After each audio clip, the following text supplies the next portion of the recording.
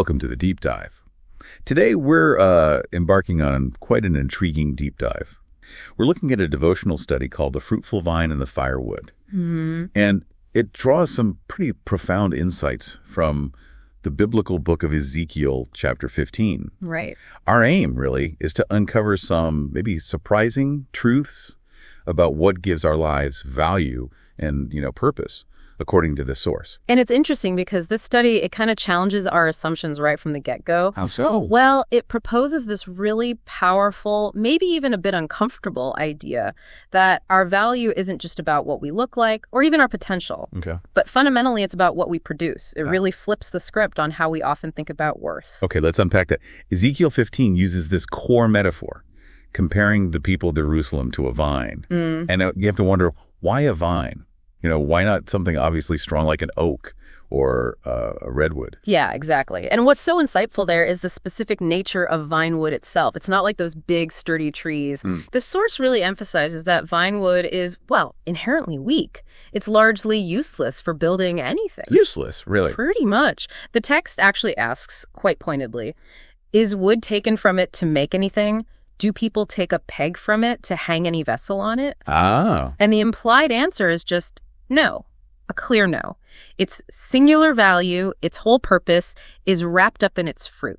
That's basically it. So it's not just weak, it's like practically unusable for anything structural. That's a pretty stark image. It is. Does the text then make it clear what happens if this vine doesn't produce fruit? If it fails in that one specific purpose? Oh, absolutely. And this is where it gets incredibly pointed.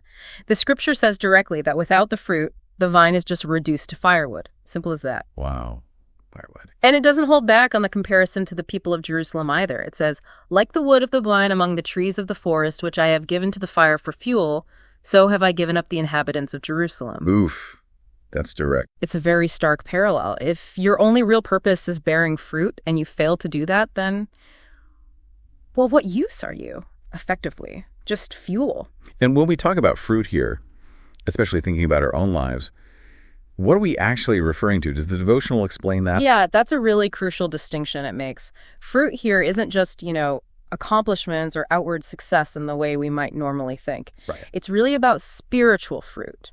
So think of it as the tangible expressions of our inner character, our actions, how we treat others, our impact. I see. The source even pulls in another key point, reminding us that Jesus said, by their fruit you will recognize them, which really reinforces this idea that what we genuinely produce from the inside out is the ultimate identifier of who we truly are. So it's about the outward evidence of an inner reality. Precisely. Not just looking the part, but actually living it out. And the devotional pushes us, kind of forces us to confront the consequences of unfruitfulness, going deeper with that firewood analogy. Yes, it doesn't shy away from it. It says if the vine is useless for anything but burning, well, so too were the inhabitants of Jerusalem given over to the fire. It's a pretty intense warning.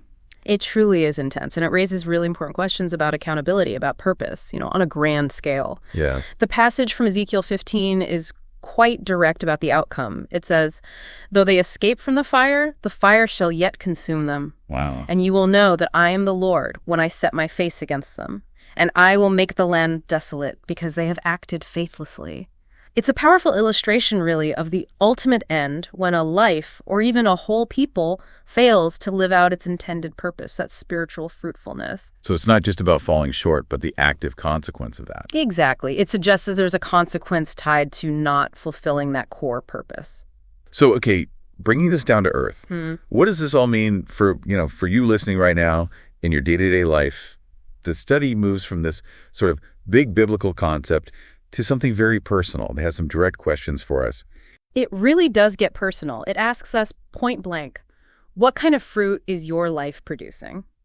And it challenges us to look past just being busy, because busy isn't the same as fruitful, right? Right. That's a good point. It asks, are you living a truly fruitful life or just a busy one? That can be a bit uncomfortable to answer, honestly. I can see that. It also prompts us to think about whether our faith is actually visible in how you love, serve, and grow, is showing up in real ways. So practical, tangible stuff. Exactly. The whole point of the application section seems to be about fostering this genuine desire to be a vine that actually bears meaningful fruit, not just one that looks good or seems busy. Not just busy. Right. The prayer suggested in the study kind of sums it up beautifully. The desire is to be truly useful in the kingdom, not just visible. That's a powerful distinction. Useful versus visible. This has been, well, quite a profound exploration into value and purpose. That difference between just looking good and actually producing fruit it's incredibly powerful and maybe a bit convicting, honestly. It is. But it makes me wonder, how easy is it in our everyday lives to actually measure this fruit? Is it always obvious what that looks like? That's a fantastic question, actually, because it forces us to look beyond maybe the surface level stuff or what other people might notice. The devotional suggests it's less about external awards or recognition and much more about that internal transformation that shows up outwardly, that, through love, through service, through genuine personal growth. It's an ongoing thing to examine. So it's more of a process than a checklist. I think so, yes. It really leaves us with a compelling thought, doesn't it?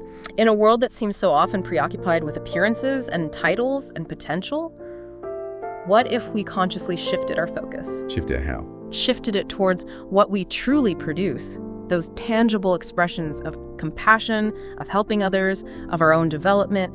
How might that fundamentally change our understanding of our own significance? And maybe how we actually live our lives day to day? That's definitely something to mull over. It certainly is. Something for you to perhaps explore further in your own life, your own experiences.